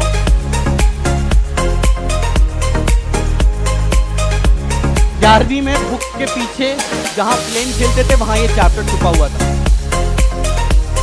Out of 50 questions 10 questions of computerised accounting will be compulsory for everybody. अब बात क्या है, 50 में से 40 क्वेश्चन करने होंगे। अभी एग्जैक्टली इस ईयर का चीजें चेंज होंगी तो पता चल जाएगा, अभी उसके ऊपर कोई नोटिफिकेशन नहीं है ऑफिशियल। 50 में से 40 क्वेश्चन करने थे, तो बच्चों ने पिछले साल पता क्या किया था? 10 ये छोड़ दिए थे, यूनिवर्सिटी ने छोड़ दिया उनको। अब जाके भाई का एडमिशन हुआ है एमईटी में। तो बात समझिए, कंप्यूटराइज्ड अकाउंटिंग आप में से किसी ने नहीं पढ़ी है, आप सबको पढ़ना है। सिलेबस थोड़ा सा ही है, कुछ तो थ्योरी है, कैश जिसको कंप्यूटराइज्ड अकाउंटिंग सिस्टम बोलते हैं हम, उसका कॉन्सेप्ट, फीचर, स्ट्रक्चर, फिर यूनिट ऑफ कंप्यूटराइज्ड अकाउंटिंग जिसमें हमको पूरा preparation of charts of account, classification, hierarchy of accounts ये पूरा पढ़ना है। देन हमें data entry, data validation, data verification ये तीनों पढ़ना है। आगे बढ़ते उसके बाद adjusting entry, preparation of financial statement, closing entry and opening entry computer में कैसे करेंगे वो सीखना है। Security of cash and security features are generally available in cash, ये पूरा टॉपिक पढ़ना है। यूनिट 3 पर आते हैं, अकाउंटिंग यूनिट, डीबीएमएस, डीबीएस पे टेबल कैसे बनेगी, फॉर्मूला कैसे लगेगा, वेरीफाई कैसे होगा, ये सब पढ़ना है। क्वेरीज कैसे रेज करेंगे, ये सब पढ़ना है। कहाँ अगला यूनिट, इतना बड़ा हो गई हो, सिलेबस नहीं देखी। आओ देखो, accounting application of electronic spreadsheet, ये इलेक्ट्रॉनिक। अच्छा आपको पता है स्टार्टिंग की 2 यूनिट सीबीएसई में थी, आखिरी की 2 यूनिट आईएससी में थी। अब बोल, सारे 4 की 4 यूनिट आ रही हैं। अब ये स्प्रेडशीट पूरा एक्सेल है। जब अजीत सर यूट्यूब पे वीडियो डाल रहे थे तब बच्चा कह रहा है हमको तो पढ़ना नहीं है, पता नहीं कैसे पढ़ा रहे हैं, समझ में नहीं आ रहा कुछ। और हमने तब भी डाला शुरू कर, किसी ने देखा हो तो नहीं देखा पता नहीं, लेकिन पूरा यूनिट इन डिटेल क्वेश्चन आपको पूछ रहा होगा इस पर। 4 यूनिट। अब अकाउंटेंसी में 4 यूनिट पता क्या है? Partnership, company, share debenture, analysis, financial हो गया ना, और कैश फ्लो स्टेटमेंट। 4 यूनिट। उस 4 यूनिट से करीब 10-30 क्वेश्चन मिलेंगे। और अच्छा एक और उसमें यूनिट है एनपीओ, तो उधर 5 यूनिट है, इधर 4 यूनिट है। तो वहां 5 यूनिट से कोशिश करती है 25 से 30 क्वेश्चन आने की, और 10 से 15 क्वेश्चन यहां से निकल रहे हैं। और अकाउंटेंसी में करने के बाद श्रीराम कॉलेज ऑफ कॉमर्स पाने के लिए अकाउंटेंसी में सिर्फ 200 नंबर चाहिए, 200 नंबर। ठीक है, आप छोड़ पाइएगा तो छोड़ दीजिएगा। ये आपको समझना पड़ेगा कि चीजें डिफिकल्ट हैं इस फ्रंट पर आपके लिए, ये नई चीज है, तो इसकी क्लासेस आपको भरपूर करनी पड़ेगी। नींद आएगी मत सोना, ठीक है ना, क्योंकि कभी पढ़ा नहीं है और कंप्यूटर बोरिंग भी होता है, क्योंकि थोड़ा थ्योरी के साथ सारी चीजें लगकर आती हैं। बट प्रैक्टिस करने के लिए आपके पास किताब मिल जाएगी, तो it will help you eventually. Clear है? बात समझ में आ रहा है सभी को? All set and done. अब पूछो जो पूछना है। अकाउंटेंसी सिलेबस बता दिया, बीएससी नहीं बताया ना अभी सिलेबस आपको। अच्छा, बीएससी भी कौन पढ़ाने आ रहा है? ऋषभ सर और काजम सर। एक बार जल्दी से रन थ्रू कर रहा हूं बीएससी के सिलेबस का भी, और फिर आपको छोड़ रहे हैं। समय 12:30 हो गया होगा, 12:15, ठीक है। प्लीज 5 मिनट रुक जाओ, देख लो। अब देखिए बात क्या है, आईएससी वालों ने कॉमर्स पढ़ा हुआ है, सीबीएसई वाले बीएसटी बोलते हैं उस चीज को। आईएससी में बीएससी का अलग से भी सब्जेक्ट होता है, तो आप घबराइए मत। जो आपने आईएससी में कॉमर्स पढ़ा है और जो सीबीएसई ने बीएससी पढ़ा है वो सेम सब्जेक्ट। आईएससी में इंग्लिश थोड़ी ज्यादा होती है तो उन्हें क्या करें, कहेंगे जब बीएससी एक अलग चीज बना देंगे, उन्होंने बना दिया। उन्होंने एंटरप्रेन्योरशिप और कॉमर्स का एक अमेलगमेशन निकाल दिया जिसको वो लोग बीएससी बोलने लगे। खैर आपको कंफ्यूज नहीं होना, कॉमर्स ही है अगर आप आईएससी से हैं। अब इसमें क्या है, साइंस, आर्ट, कॉमर्स, बकवास, nature and significance of management, principles of management आपने पढ़ा हुआ है, बिजनेस एनवायरनमेंट आपने पढ़ा हुआ है। इसमें impact of government policy changes on business and industry नहीं पढ़ा है। आगे बढ़ते हैं, प्लानिंग आपने पढ़ा हुआ है। प्रॉब्लम ये आती है कि ऑब्जेक्टिव क्या है, स्ट्रेटेजी क्या है, मेथड क्या है, प्लान क्या है। तो मैं समझता है कि पता नहीं क्या है ये शब्दों का चुनाव। ऑर्गेनाइजिंग के ऊपर आ रहे हैं, तो ये ऑर्गेनाइजिंग के भी टॉपिक्स आपने मैक्सिमम पढ़े, स्टाफिंग में भी क्लियर किया है। प्लीज बात नहीं करो, डायरेक्टिंग में भी कुछ नया नहीं है जो मुझे कवर करना है। मैं पूरा सिलेबस आपसे शेयर कर रहा हूं व्हाट्सएप ग्रुप पर। ये यूनिट पढ़ी है, बिजनेस फाइनेंस की जो ये यूनिट है ये आपको डिटेल में पढ़नी पड़ेगी। आईएससी ने डिटेल में पढ़ी है, सीबीएसई ने इसको 2 चैप्टर्स में पढ़ा है। चैप्टर नंबर 2 आईएससी ने चैप्टर नंबर 2 और 3 पढ़े थे, कैपिटल फिक्स्ड एंड वर्किंग, और फिर एक चैप्टर और था, उसका नाम क्या था। फिर आइए सिलेबस का रन थ्रू कर लेते हैं। फाइनेंशियल मार्केट, ये सब आपको यहाँ पर ऋषभ से निपटा रहे होंगे। ये 2 यूनिट ऐसी है जो बड़ी बड़ी हैं और सबसे ज्यादा टाइम ले रही है। जल्दी से रन थ्रू करते हैं। फिर मार्केटिंग है और फिर कंज्यूमर प्रोडक्शन। साथ में एक ये चैप्टर एंटरप्रेन्योरशिप डेवलपमेंट का है। ये चैप्टर क्लास 11th में था और यहां 12th आपके इस पर्टिकुलर सिलेबस के अंदर। तो सबसे ज्यादा सिलेबस बीएसटी में है, सबसे कम सिलेबस इकोनॉमिक्स में है। और अगर हम अकाउंटेंसी में देखें तो अगर कंप्यूटराइज अकाउंटिंग ना होता तो तुम खुश होते, लेकिन कंप्यूटराइज अकाउंटिंग है तो वो दिक्कत करेगा थोड़ा। बात समझ में आ गई सभी लोगों को? कोई मेरी तरफ से कंफ्यूजन? रीजनिंग का एक वीडियो सर ने बनाया हुआ था, मानस सर ने, जिसको मैंने अपने चैनल पे अपलोड किया था। होपफुली आपने देखा होगा, नहीं देखा होगा तो मैं उनसे शेयर कर दूंगा। सर को आने में बहुत टाइम है अभी। तो यहां तक कोई दिक्कत है तो बताओ। जनरल टेस्ट का सिलेबस आपको बता दिया गया है एग्जैक्टली, जो इंग्लिश के टीचर ने बताया, जो मैथ के टीचर ने बताया, वही सेम सिलेबस है जनरल टेस्ट का और रीजनिंग में भी। तो सर पहले एक वीडियो अपलोड कर चुके हैं। अब यहां से जाना है, आज आपको कुछ चीजें अच्छी करनी है। अपने घर के बगल में जाओ और 2-3 रजिस्टर्स खरीदो, और इस बार रजिस्टर जितने सब्जेक्ट हैं उतने के खरीद लेना। 9 हैं वैसे, ठीक है। Yes sir, will be taking your higher mathematics, जिसमें मॉडर्न मैथ्स का जितना भी पार्ट आएगा वो दिया जाएगा। अब एक और बात समझिए, आपका शेड्यूल वीकली मिलेगा। हजरतगंज का शेड्यूल अलग चलेगा, आलमबाग सेंटर का शेड्यूल एकदम अलग चलेगा। ऑनलाइन वालों का एक ही शेड्यूल फॉलो होगा, वो बता दिया जाएगा।